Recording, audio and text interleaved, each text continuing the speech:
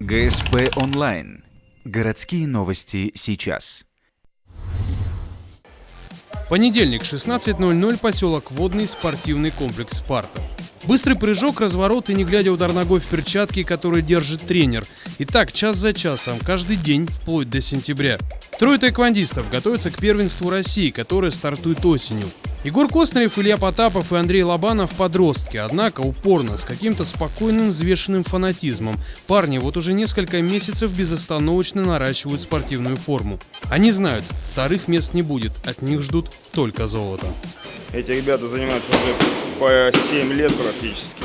Уже довольно серьезные спортсмены, несмотря на свой юношеский возраст. Они каждый день тренируются у нас, кроме воскресенья. Воскресенье у всех выходной. Приказано заниматься самовоспитанием, книги читают, в баню ходят.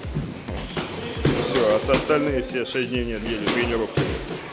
С воспитанниками занимается тренер по корейскому единоборству Евгений Карпаев с 2 помощниками. Юные бойцы единственные, кто будет представлять Ухту на первенстве России. Туда съедутся лучшие бойцы восточных единоборств со всей страны.